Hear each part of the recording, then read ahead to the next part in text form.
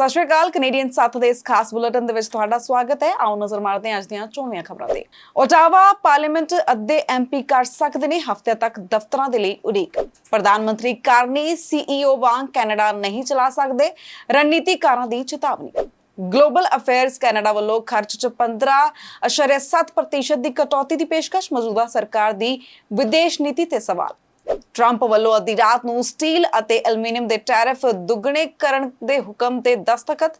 Canada ਤੇ ਵੀ ਪਵੇਗਾ ਪ੍ਰਭਾਵ। ਕੈਨੇਡਾ 'ਚ ਮਾਰਕ ਕਾਰਨੀ ਦੀ ਨਵੀਂ ਊਰਜਾ ਨੀਤੀ ਤੇ ਵਾਦ ਵਿਵਾਦ। ਵਾਤਾਵਰਣ ਪੱਖਕਾਰ ਨਾਰਾਜ਼। ਕਿੰਗ ਚਾਰਲਸ ਦਾ ਦੌਰਾ, ਫਰਸਟ ਨੇਸ਼ਨਸ 'ਚ ਨਾਰਾਜ਼ਗੀ। ਸਾਂਝੇ ਸੌਦੇ 'ਚ ਵਾਪਸੀ ਤੇ ਚਿੰਤਾ। ਪੱਛਮੀ ਕੈਨੇਡਾ ਦੇ ਵਿੱਚ ਜੰਗਲ ਦੀ ਅੱਗ ਨੇ ਫੈਲਾਈ ਤਬਾਹੀ, ਪਰ ਸਰਕਾਰ ਖਾਮੋਸ਼। ਹੁਣ ਖਬਰਾਂ ਵਿਸਥਾਰ ਦੇ ਨਾਲ। ਓਟਾਵਾ ਪਾਰਲੀਮੈਂਟ ਹਿੱਲ ਤੇ ਨਵੇਂ ਦਫ਼ਤਰਾਂ ਦੀ ਤਬਦੀਲੀ ਕਾਰਨ ਕਈ ਸੰਸਦ ਮੈਂਬਰ ਅਜੇ ਤੱਕ ਆਪਣਾ ਨਵਾਂ ਠਿਕਾਣਾ ਨਹੀਂ ਲੱਭ ਸਕੇ।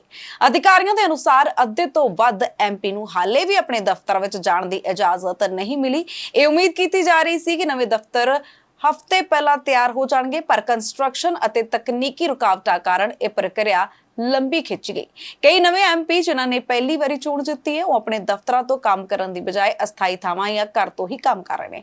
ਇਸ ਕਾਰਨ ਨਾ ਸਿਰਫ ਉਹਨਾਂ ਦੀ ਕੰਮਕਾਜੀ ਕਾਰਗੁਜ਼ਾਰੀ ਪ੍ਰਭਾਵਿਤ ਹੋ ਰਹੀ ਹੈ, ਸਗੋਂ ਲੋਕਾਂ ਨਾਲ ਸੰਪਰਕ ਬਣਾਉਣ ਦੇ ਵਿੱਚ ਵੀ ਰੁਕਾਵਟ ਆ ਰਹੀ ਹੈ। ਇਸ ਮਾਮਲੇ ਤੇ ਇੱਕ ਐਮਪੀ ਨੇ ਕਿਹਾ ਕਿ ਅਸੀਂ ਲੋਕਾਂ ਦੀ ਨੁਮਾਇੰਦਗੀ ਕਰਨ ਆਏ ਹਾਂ, ਪਰ ਜਦ ਤੱਕ ਸਾਨੂੰ ਢੰਗ ਦਾ ਦਫ਼ਤਰ ਨਹੀਂ ਮਿਲਦਾ, ਸਾਡਾ ਕੰਮ ਠੀਕ ਤਰ੍ਹਾਂ ਨਹੀਂ ਹੋ ਸਕਦਾ। ਸਰਕਾਰ ਵੱਲੋਂ ਕਿਹਾ ਗਿਆ ਕਿ ਦਫ਼ਤਰ ਜਲਦ ਤੋਂ ਜਲਦ ਤਿਆਰ ਕਰਵਾਏ ਜਾਣਗੇ, ਪਰ ਕਿੰਨੇ ਦਿਨ ਲੱਗਣਗੇ ਇਸ ਬਾਰੇ ਫਿਲਹਾਲ ਕੋਈ ਢੁਕਵੀਂ ਜਾਣਕਾਰੀ ਨਹੀਂ ਹੈ। ਰਾਜਨੀਤਿਕ ਰਣਨੀਤੀਕਾਰਾਂ ਨੇ ਸਾਬਕਾ ਬੈਂਕਰ ਅਤੇ ਸੰਭਾਵੀ ਪ੍ਰਧਾਨ ਮੰਤਰੀ ਮਾਰਕ ਕਾਰਨੀ ਨੂੰ ਚੇਤਾਵਨੀ ਦਿੱਤੀ ਕਿ ਕੈਨੇਡਾ ਕੋਈ ਕੰਪਨੀ ਨਹੀਂ ਜਿਸ ਨੂੰ ਸੀਈਓ ਦੇ ਢੰਗ ਨਾਲ ਚਲਾਇਆ ਜਾ ਸਕੇ।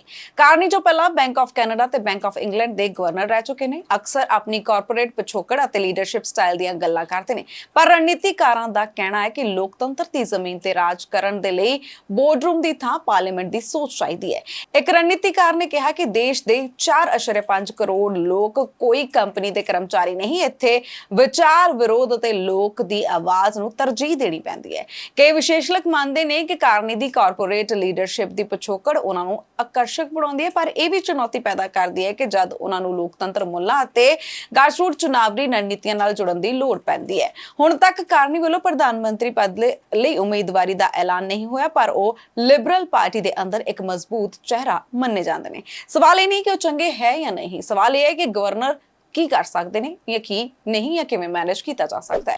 ਗਲੋਬਲ ਅਫੇਅਰਸ ਕੈਨੇਡਾ ਨੇ ਸਾਲ 2024-25 ਲਈ ਆਪਣੀ ਯੋਜਨਾਬੱਧ ਖਰਚ 'ਚ 15.7 ਦੀ ਕਟੌਤੀ ਦੀ ਪੇਸ਼ਕਸ਼ ਕੀਤੀ ਹੈ, ਜੋ ਕਿ $219.9 ਮਿਲੀਅਨ ਤੋਂ ਘਟਾ ਕੇ ਕੀਤੀ ਜਾਏਗੀ। ਇਹ ਕਟੌਤੀ ਪਿਛਲੇ ਸਾਲ ਦੇ ਹਕੀਕਤੀ ਖਰਚ ਨਾਲੋਂ 42.7% ਘੱਟ ਹੋਵੇਗੀ। ਮਾਹਰਾਂ ਦਾ ਮੰਨਣਾ ਹੈ ਕਿ ਇਹ ਕਟੌਤੀਆਂ ਕੈਨੇਡਾ ਦੀ ਅੰਤਰਰਾਸ਼ਟਰੀ ਸਾਖ ਤੇ ਨਕਾਰਾਤਮਕ ਅਸਰ ਪਾ ਸਕਦੀਆਂ ਨੇ। ਵਿਦੇਸ਼ੀ ਮਦਦ, ਕੂਟਨੀਤਿਕ ਸੰਬੰਧ ਅਤੇ ਅੰਤਰਰਾਸ਼ਟਰੀ ਭੂਮਿਕਾ 'ਚ ਕੈਨੇਡਾ ਦੀ ਹਿੱਸੇਦਾਰੀ ਪਹਿਲਾਂ ਹੀ ਘੱਟ ਹੋ ਰਹੀ ਹੈ। ਮੌਜੂਦਾ ਸਰਕਾਰ ਤੇ ਇਸ ਦੇ ਨਾਲ ਹੀ ਇੱਕ ਵਾਰੀ ਫਿਰ ਤੋਂ ਉਂਗਲ ਉੱਠ ਰਹੀ ਹੈ ਕਿ ਇਹ ਫੈਸਲੇ ਇੱਕ ਸੂਚੀਬੱਧ ਰਣਨੀਤੀ ਦੀ ਘਾਟ ਦੀ ਨਿਸ਼ਾਨੀ ਹੈ। ਆਲੋਚਕ ਕਹਿ ਰਹੇ ਨੇ ਕਿ ਵਿਦੇਸ਼ ਨੀਤੀ 'ਚ ਇਹ ਕਟੌਤੀਆਂ ਦੱਸਦੀਆਂ ਨੇ ਕਿ ਸਰਕਾਰ ਕੋਲ ਨਾ ਤਾਂ ਢੰਗ ਦੀ ਦਿਸ਼ਾ ਹੈ ਤੇ ਨਾ ਹੀ ਗੰਭੀਰਤਾ।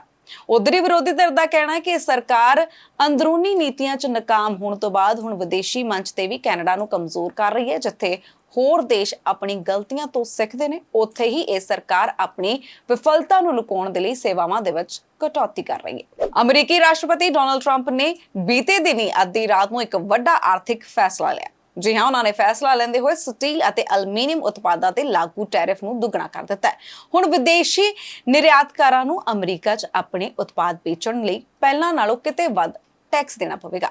ਟਰੰਪ ਨੇ ਕਿਹਾ ਕਿ ਇਹ ਕਦਮ ਅਮਰੀਕਾ ਦੇ ਘਰੇਲੂ ਉਦਯੋਗਾਂ ਨੂੰ ਮਜ਼ਬੂਤ ਬਣਾਉਣ ਅਤੇ ਰੋਜ਼ਗਾਰ ਵਿੱਚ ਵਾਧਾ ਕਰਨ ਲਈ ਲਿਆ ਗਿਆ ਹੈ।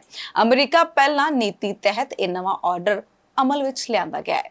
ਇਸ ਫੈਸਲੇ ਦਾ ਸਿੱਧਾ ਅਸਰ ਕੈਨੇਡਾ ਤੇ ਵੀ ਪੈ ਸਕਦਾ ਹੈ, ਕਿਉਂਕਿ ਕੈਨੇਡਾ ਅਮਰੀਕਾ ਲਈ ਵੱਡਾ ਸਟੀਲ ਅਤੇ ਐਲੂਮੀਨੀਅਮ ਸਪਲਾਇਰ ਹੈ। ਟੈਰਿਫ ਵਧਣ ਨਾਲ ਕੈਨੇਡੀਅਨ ਕੰਪਨੀਆਂ ਦੀ ਨਿਰਯਾਤ ਘਟ ਸਕਦੀ ਹੈ, ਜਿਸ ਕਾਰਨ ਉੱਥੇ ਉਦਯੋਗਾਂ ਨੂੰ ਆਰਥਿਕ ਝਟਕਾ ਲੱਗਣ ਦੀ ਸੰਭਾਵਨਾ ਹੈ। ਕੈਨੇਡਾ ਨੇ ਪਹਿਲਾਂ ਵੀ ਅਜਿਹੇ ਟੈਰਿਫਾਂ ਦਾ ਵਿਰੋਧ ਕੀਤਾ ਸੀ ਤੇ ਹੁਣ ਮੁੜ ਇਹ ਮਸਲਾ ਦੋਵਾਂ ਦੇਸ਼ਾਂ ਵਿਚਕਾਰ ਵਪਾਰਕ ਤਣਾਅ ਵਧਾ ਸਕਦਾ ਹੈ। ਕੈਨੇਡੀਅਨ ਸਰਕਾਰ ਵੱਲੋਂ ਇਸ ਫੈਸਲੇ ਖਿਲਾਫ ਅਧਿਕਾਰਕ ਰਵੱਈਆ ਲੈਣ ਦੀ ਉਮੀਦ ਜਤਾਈ ਜਾ ਰਹੀ ਹੈ। ਕੈਨੇਡਾ ਦੀ ਵਿਦੇਸ਼ੀ ਪਾਲਿਸੀ ਨੂੰ ਵੱਡਾ ਝਟਕਾ ਲੱਗ ਸਕਦਾ ਹੈ, ਕਿਉਂਕਿ G7 ਸੰਮੇਲਨ ਲਈ ਸੱਦੇ ਦੀ ਖਿੜਕੀ ਹੁਣ ਬੰਦ ਹੋਣ ਦੇ ਨੇੜੇ ਪਹੁੰਚ ਗਈ ਹੈ। ਅਮਰੀਕਾ ਤੇ ਕੁਝ ਹੋਰ ਮੁੱਖ ਸਾਥੀ ਦੇਸ਼ਾਂ ਨਾਲ ਹਾਲੀਆ ਢਿੱਲੇ ਹੋਏ ਰਿਸ਼ਤੇ ਇਸ ਗੱਲ ਦੀ ਨਿਸ਼ਾਨਦੇਹੀ ਕਰ ਸਕਦੇ ਨੇ ਕਿ ਕੈਨੇਡਾ ਨੂੰ ਇਸ ਵਾਰ ਨਿਯਤ ਸੱਦਾ ਨਹੀਂ ਮਿਲ ਸਕਦਾ। ਇਸ ਸਾਲ G7 ਸੰਮੇਲਨ ਨੂੰ ਲੈ ਕੇ ਕਈ ਮੁੱਦੇ ਗੰਭੀਰ ਨੇ, ਜਿਸ ਵਿੱਚ ਰੂਸ ਯੂਕਰੇਨ ਯੁੱਧ, ਚੀਨ ਨਾਲ ਤਣਾਅ ਅਤੇ ਵਿਸ਼ਵ ਆਰਥਿਕਤਾ ਦੀ ਚੁਣੌਤੀ ਸ਼ਾਮਿਲ ਹੈ। ਜੇਕਰ ਕੈਨੇਡਾ ਨੂੰ ਇਸ ਵਾਰ G7 ਤੋਂ ਬਾਹਰ ਰੱਖਿਆ ਗਿਆ ਤਾਂ ਇਹ ਨਾ ਸਿਰਫ ਟਰੂਡੋ ਸਰਕਾਰ ਲਈ ਨਾਕਾਮੀ ਹੋਗੀ, ਸਗੋਂ ਕੈਨੇਡਾ ਦੀ ਗਲੋਬਲ ਰੁਚੀ ਅਤੇ ਵਿਸ਼ਵਾਸਯੋਗਤਾ ਤੇ ਵੀ ਸਵਾਲ ਖੜੇ ਕਰ ਸਕਦੇ ਨੇ। ਮਹੱਤਵਪੂਰਨ ਤੱਥ ਕੀ ਨੇ? ਕੈਨੇਡਾ ਪਿਛਲੇ ਕਈ ਸਾਲਾਂ ਤੋਂ G7 ਦਾ ਹਿੱਸਾ ਬਣਦਾ ਰਿਹਾ, ਪਰ ਹਾਲੀਆ ਨੀਤੀਆਂ ਕਾਰਨ ਕਈ ਦੇਸ਼ਾਂ ਨਾਲ ਰਿਸ਼ਤੇ ਢਿੱਲੇ ਪਏ ਨੇ। ਜੇਕਰ ਸੱਦਾ ਨਾ ਮਿਲਿਆ ਤਾਂ ਇਹ ਟਰੂਡੋ ਸਰਕਾਰ ਦੀ ਵਿਦੇਸ਼ ਨੀਤੀ ਦੇ ਲਈ ਝਟਕਾ ਹੋਵੇਗਾ। ਸਿਆਸੀ ਜਾਣਕਾਰਾਂ ਨੇ ਚੇਤਾਵਨੀ ਦਿੱਤੀ ਹੈ ਕਿ ਜੇਕਰ ਟਰੂਡੋ ਸਰਕਾਰ ਨੇ ਆਪਣੇ ਰਵੱਈਏ 'ਚ ਤਬਦੀਲੀ ਨਾ ਲਿਆਂਦੀ ਤਾਂ ਕੈਨੇਡਾ ਅੰਤਰਰਾਸ਼ਟਰੀ ਪੱਧਰ ਤੇ ਹੋ ਰਹੇ ਫੈਸਲਿਆਂ ਤੋਂ ਹਾਸ਼ੀਏ ਤੇ ਦਿਖਾਈ ਦੇ ਸਕਦਾ ਹੈ। ਕੈਨੇਡਾ ਦੇ ਨਵੇਂ ਪ੍ਰਧਾਨ ਮੰਤਰੀ ਮਾਰਕ ਕਾਰਨੀ, ਜੋ ਪਹਿਲਾਂ ਇੱਕ ਮਜ਼ਬੂਤ ਤਬਦੀਲੀ ਪੱਖਦਾਰ ਮੰਨੇ ਜਾਂਦੇ ਨੇ, ਹੁਣ ਉਹਨਾਂ ਨੇ ਆਪਣੀ ਨੀਤੀ 'ਚ ਵੱਡਾ ਮੋੜ ਲਿਆ। ਕਾਰਨੀ ਹੁਣ ਤੇਲ ਉਦਯੋਗ ਦੇ ਹੱਕ ਦੇ ਵਿੱਚ ਆ ਗਏ ਨੇ ਤਾਂ ਜੋ ਡੋਨਾਲਡ ਟਰੰਪ ਦੀ ਸੰਭਾਵਿਤ ਟੈਰਿਫ ਨੀਤੀ ਦੇ ਮੁਕਾਬਲੇ ਕੈਨੇਡਾ ਦੀ ਅਰਥ ਵਿਵਸਥਾ ਨੂੰ ਮਜ਼ਬੂਤ ਕੀਤਾ ਜਾ ਸਕੇ। ਇਸ ਤਹਿਤ ਮਾਰਕ ਕਾਰਨੀ ਨੇ ਅਲਬਰਟਾ ਦੇ ਵਿੱਚ ਨਵੀਆਂ ਪਾਈਪਲਾਈਨਾਂ ਅਤੇ ਕਾਰਬਨ ਕੈਪਚਰ ਪ੍ਰੋਜੈਕਟਾਂ ਨੂੰ ਹਰੀ ਝੰਡੀ ਦਿੱਤੀ ਹੈ। ਇਹ ਫੈਸਲਾ ਲਿਬਰਲ ਸਰਕਾਰ ਵੱਲੋਂ ਵਾਤਾਵਰਣ ਸੰਬੰਧੀ ਕੀਤੇ ਦਾਅਵਿਆਂ ਦੇ ਉਲਟ ਗਿਆਨ ਹੋ ਰਿਹਾ ਹੈ। ਅਲਬਰਟਾ ਦੇ ਕੁਝ ਤੇਲ ਉਦਯੋਗਕਾਰਾਂ ਨੇ ਕਾਰਨੀ ਦੀ ਇਸ ਨੀਤੀ ਦਾ ਸਵਾਗਤ ਕੀਤਾ, ਕਹਿੰਦੇ ਹੋਏ ਕਿ ਇਹ ਉਹਨਾਂ ਦੇ ਖੇਤਰ ਲਈ ਵਿਕਾਸ ਦੇ ਦਰਵਾਜ਼ੇ ਖੋਲੇਗਾ। ਪਰ ਦੂਜੇ ਪਾਸੇ ਵਾਤਾਵਰਣ ਪੱਖਕਾਰ ਅਤੇ ਕਈ ਨੀਤੀ ਵਿਸ਼ੇਸ਼ਕ ਇਸ ਚਲਨ ਨੂੰ ਇੱਕ ਵੱਡਾ ਪਿੱਛੇ ਹਟਾਉਣ ਵਜੋਂ ਦੇਖ ਰਹੇ ਨੇ। ਇੱਕ ਵਾਤਾਵਰਣ ਅਧਿਕਾਰੀ ਨੇ ਕਿਹਾ, ਕਾਰਨੀ ਦੀ ਇਹ ਨੀਤੀ ਸਿਰਫ ਥੋੜੇ ਸਮੇਂ ਦੇ ਲਈ ਆਰਥਿਕ ਲਾਭ ਦੇਗੀ, ਪਰ ਲੰਬੇ ਸਮੇਂ ਵਿੱਚ ਇਹ ਕੈਨੇਡਾ ਉਸ ਨੂੰ ਮੌਸਮੀ ਜ਼ਿੰਮੇਵਾਰੀ ਤੋਂ ਪਿੱਛੇ ਹਟਾਏਗਾ। ਕਈ ਲਿਬਰਲ ਪਾਰਟੀ ਦੇ ਪੁਰਾਣੇ ਸਾਥੀ ਵੀ ਅੰਦਰੂਨੀ ਤੌਰ ਤੇ ਨਾਰਾਜ਼ ਨਜ਼ਰ ਆਏ ਕਿ ਕਾਰਨੀ ਦੀ ਇਹ ਰੁਖਬਦੀ ਪਾਰਟੀ ਦੀ ਮੂਲ ਪਹਿਚਾਣ ਤੋਂ ਵੱਡੀ ਦੂਰੀ ਤੇ ਲੈ ਗਈ ਹੈ। ਸਵਾਲ ਇਹ ਹੈ ਕਿ ਕਾਰਨੀ ਦੀ ਇਹ ਨਵੀਂ ਊਰਜਾ ਨੀਤੀ ਟਰੰਪ ਦੀ ਅਮਰੀਕੀ ਨੀਤੀ ਦਾ ਟਿਕਾਊ ਜਵਾਬ ਬਣੇਗੀ ਜਾਂ ਇਸ ਨਾਲ ਕੈਨੇਡਾ ਆਪਣੇ ਵਾਤਾਵਰਣ ਤਰੀਕਿਆਂ ਤੋਂ ਹਟ ਜਾਵੇਗਾ। ਬ੍ਰਿਟੇਨ ਦੇ ਰਾਜਾ ਕਿੰਗ ਚਾਰਲਸ ਦੇ ਨਵੇਂ ਦੌਰੇ ਦੌਰਾਨ ਕੈਨੇਡਾ ਦੀਆਂ ਫਰਸਟ ਨੇਸ਼ਨ ਕਮਿਊਨਿਟੀਆਂ ਦੇ ਵਿੱਚ ਗਹਿਰੀ ਨਾਰਾਜ਼ਗੀ ਦਾ ਮਾਹੌਲ ਬਣ ਗਿਆ। ਫਰਸਟ ਨੇਸ਼ਨਸ ਦੇ ਰਾਜਾ ਦੇ ਦੌਰੇ ਨੂੰ ਇੱਕ ਸਮਝੌਤੇ ਅਤੇ ਸਾਂਝੇ ਇਤਿਹਾਸ ਨੂੰ ਮਜ਼ਬੂਤ ਕਰਨ ਦੀ ਥਾਂ ਮਿਲਾਪ ਦੇ ਖੇਤਰ 'ਚ ਹੋ ਰਹੇ ਪਿਛੜਾਪਨ ਵਜੋਂ ਵੇਖਿਆ ਜਾ ਰਿਹਾ ਹੈ। ਇਸ ਦੌਰੇ ਨੂੰ ਸੱਭਿਆਚਾਰਕ ਮਾਰਕਾਂ ਅਤੇ ਕਾਨੂੰਨੀ ਹੱਕਾਂ ਦੀ ਕਮੀ ਵੱਲ ਧਿਆਨ ਖਿੱਚਣ ਵਾਲਾ ਮੌਕਾ ਬਣਾਇਆ ਜਾਣਾ ਚਾਹੀਦਾ ਸੀ, ਪਰ ਅਸਲ 'ਚ ਫਰਸਟ ਨੇਸ਼ਨਸ ਵੱਲੋਂ ਬਹੁਤ ਸਾਰੇ ਵਾਅਦੇ ਪਿੱਛੇ ਹਟਣ ਅਤੇ ਮੁੜ ਵਾਅਦੇ ਕਰਨ ਨੂੰ ਲੈ ਕੇ ਗਹਿਰਾ ਅਸੰਤੋਸ਼ ਜ਼ਾਹਰ ਕੀਤਾ ਗਿਆ।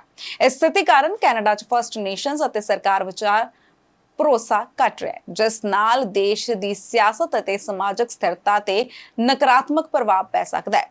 ਤੁਹਾਨੂੰ ਦੱਸ ਦਈਏ ਕਿ ਇਸ ਪ੍ਰਕਿਰਿਆ ਦੇ ਵਿੱਚ ਰੁਕਾਵਟਾਂ ਦੇ ਕਾਰਨ ਕੈਨੇਡਾ ਦੀਆਂ ਅੰਤਰਰਾਸ਼ਟਰੀ ਛਵੀ ਤੇ ਅਸਰ ਪੈ ਰਿਹਾ ਹੈ, ਖਾਸ ਕਰਕੇ ਜਦੋਂ ਦੇਸ਼ ਸਾਂਝੇ ਤੌਰ ਤੇ ਇਨਸਾਫ ਅਤੇ ਸਹਿਯੋਗ ਦਾ ਉਦਾਹਰਣ ਬਣਨ ਦੀ ਕੋਸ਼ਿਸ਼ ਕਰ ਰਿਹਾ ਹੋਵੇ।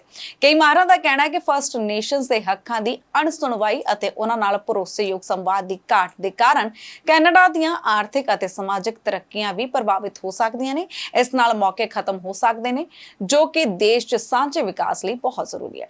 ਫਰਸਟ ਨੇਸ਼ਨਸ ਨੇ ਚਾਹਿਆ ਕਿ ਇਤਿਹਾਸਕ ਗਲਤੀਆਂ ਨੂੰ ਮਨਜ਼ੂਰ ਕਰਦੇ ਹੋਏ ਅਸਲ ਤਬਦੀਲੀ ਅਤੇ ਹੱਕਾਂ ਦੀ ਪੁਸ਼ਟੀ ਹੋਵੇ, ਪਰ ਹੁਣ ਵਾਪਸੀ ਦੇ ਇਸ਼ਾਰੇ ਨੇ ਉਹਨਾਂ ਦੀ ਉਮੀਦਾਂ ਨੂੰ ਤੋੜ ਦਿੱਤਾ ਹੈ। ਇਸ ਮਾਮਲੇ ਤੇ ਕਿੰਗ ਚਾਰਲਸ ਜਾਂ ਕੈਨੇਡੀਅਨ ਸਰਕਾਰ ਵੱਲੋਂ ਅਜੇ ਤੱਕ ਕੋਈ ਪ੍ਰਤੀਕਿਰਿਆ ਸਾਹਮਣੇ ਨਹੀਂ ਆਈ। ਪੱਛਮੀ ਕੈਨੇਡਾ 'ਚ ਜੰਗਲ ਦੀ ਅੱਗ ਨੇ ਹਾਲਤ ਬੇहद ਗੰਭੀਰ ਬਣਾ ਦਿੱਤੇ ਨੇ, ਜਿਸ ਕਾਰਨ ਬੇਸ਼ੁਮਾਰ ਨਿਵਾਸੀਆਂ ਨੂੰ ਆਪਣੇ ਘਰ ਛੱਡਣੇ ਪੈ ਰਹੇ ਨੇ।